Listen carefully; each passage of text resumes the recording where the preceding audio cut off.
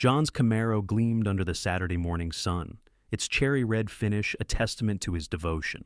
Every weekend, he washed and polished it, his most prized possession, while his 6-year-old daughter, Lily, played nearby.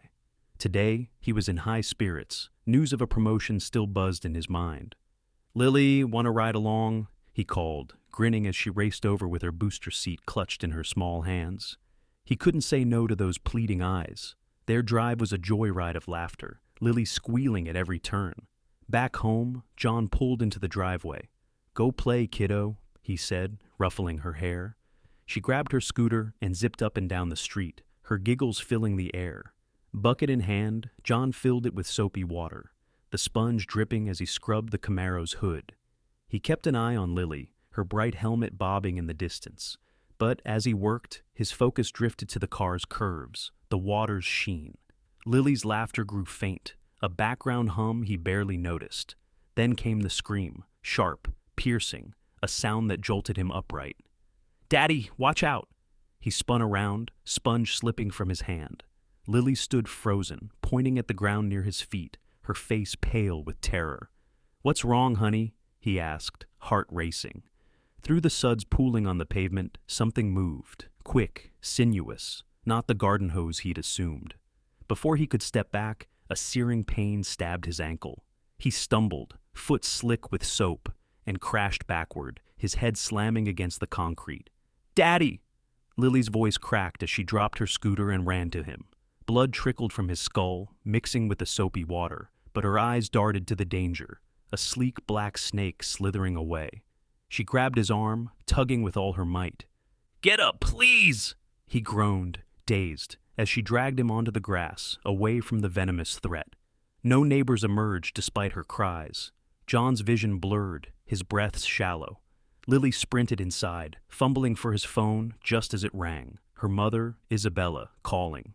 "Mommy, come home. Daddy's hurt," she sobbed into the receiver. Isabella's voice sharpened. "I'm on my way." Minutes later, Isabella burst into the driveway, gasping at the sight. John sprawled on the grass, blood pooling beneath his head, a faint puncture on his ankle. "Call 911, she barked to herself, dialing as she knelt beside him.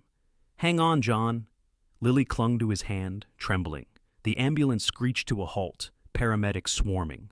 At the hospital, John's condition spiraled, organs faltering, pulse erratic. Doctors scrambled, puzzled by his decline. Isabella turned to Lily, voice soft but urgent. "Sweetie, what happened? They need to know." Lily's lip quivered, tears spilling. "I can't. It's too scary." A kind-eyed doctor knelt beside her. "Let's talk alone, okay?" In a quiet room, Lily whispered her story. The scooter, the water, the snake she'd mistaken for a hose until it struck. The doctor's face hardened with realization. He rushed to the operating room, ordering a blood transfusion. "Snake venom! He's been poisoned!"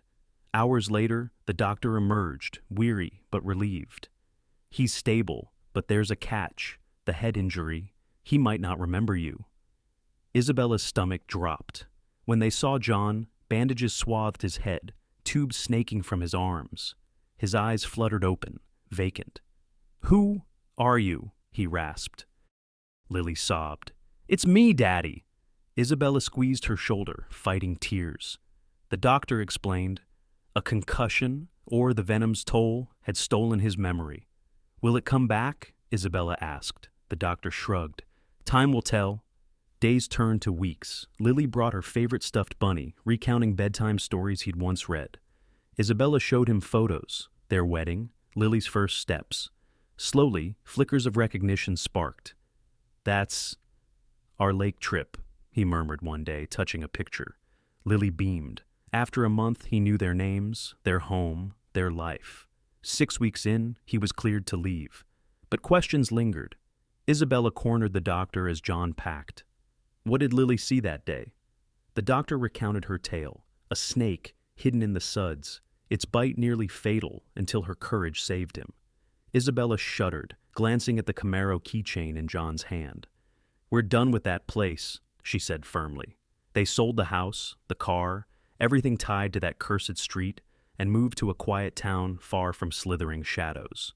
John's memory held, bolstered by love and Lily's unwavering spirit. The Camaro was gone, but what mattered remained, his family safe at last.